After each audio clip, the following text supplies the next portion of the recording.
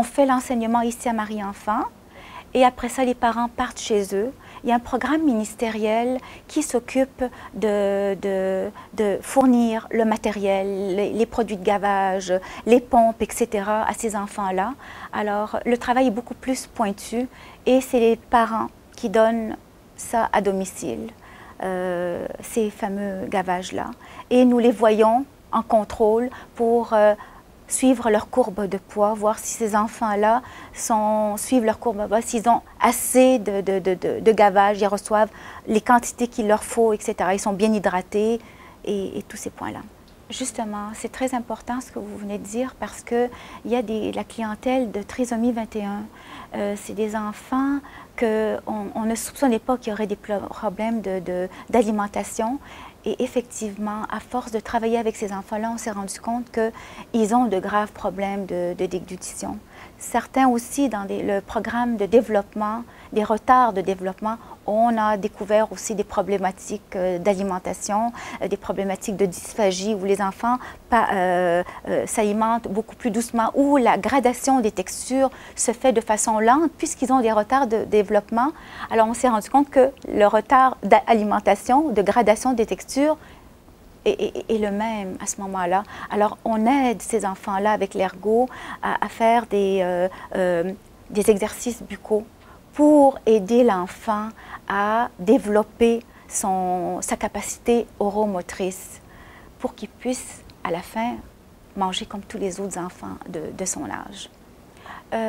On a développé avec les ergothérapeutes une liste d'aliments, c'est-à-dire on grade les aliments de purée à hachés, à texture molle, à texture régulière. Alors, on a fait une gradation très pointue des aliments, mais il y a sur le marché maintenant quelque chose de nouveau, c'est des aliments préformés. Alors, vous avez par exemple une cuisse de poulet qui peut être en purée ou qui peut être hachée, mais avec la forme d'une vraie cuisse de poulet. Ça s'appelle des aliments préformés. C'est ce qu'on appelle la rhéologie. Et c'est très nouveau. Et je ne peux pas donner de primeur, mais il se pourrait qu'à un moment donné, à Marie-Enfant, étant donné qu'on a un petit peu de difficulté à avoir les textures que nous voulons via l'Institut de cardiologie, qu'on se lance vers ce nouveau produit-là, ici à Marie-Enfant, qui sera beaucoup plus adapté à notre clientèle. Non, je suis la doyenne, peut-être. Il y en a d'autres aussi qui sont peut-être plus vieux que moi, qui sont au service. Mais en tant que diététiste, je suis la seule. J'ai des compagnes qui sont rentrées depuis une dizaine d'années et d'autres beaucoup plus récemment.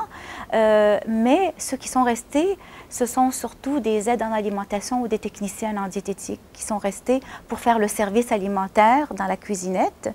Ou celle qui les supervisait, c'était Denise Dubé qui, elle, supervisait ces employés-là et qui faisait le lien entre l'Institut et nous, la commande des aliments, etc. Moi, mon travail, c'était plutôt du point de vue diététique seulement. Alors, ceux qui sont restés, une diététiste et peut-être 4 autres employés tout simplement. On est en réadaptation et c'est des enfants que nous allons suivre très longtemps. Alors, imaginez-vous un diagnostic d'un enfant qui a eu un problème à la naissance, qui a manqué d'oxygène et qui a une problématique X très importante de déglutition. Alors, les parents nous arrivent avec ce problème-là. On a une clinique qui les entoure, qui les épaule. On donne une recommandation alimentaire à cet enfant-là, mais l'enfant évolue, l'enfant grandit. Tu ne peux pas laisser les parents et leur dire « au revoir, débrouillez-vous, c'est une texture purée » et c'est fini. L'enfant grandit, l'enfant évolue et c'est pour ça qu'on suit ces enfants-là à très longue haleine. Ce que peut-être dans un hôpital comme Sainte-Justine, où il y a une problématique de constipation ou d'allergie, on donne un régime, on l'enseigne, merci, et c'est tout. Mais pas chez nous. Ici, c'est vraiment un centre de réadaptation et on suit l'évolution de l'enfant jusqu'à même qu'il aille à l'école. Parce que nous avons la chance ici d'avoir 2 écoles satellites, Victor Doré, qui est l'école primaire, et Joseph Charbonneau, qui est notre école secondaire. Donc ces enfants-là ont la chance d'avoir une diététiste qui va les suivre après notre implication à Marie-Enfant, à l'âge scolaire, 4, 5 ans, suivre leur gavage, suivre l'évolution de leur poids, suivre leur évolution oromotrice avec l'ergothérapeute à ce moment-là du milieu scolaire.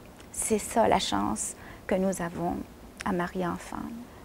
Ce qui m'a marqué le plus et ce qui marque toujours le plus, c'est lorsque je lis un dossier d'un enfant qui a subi un trauma crânien.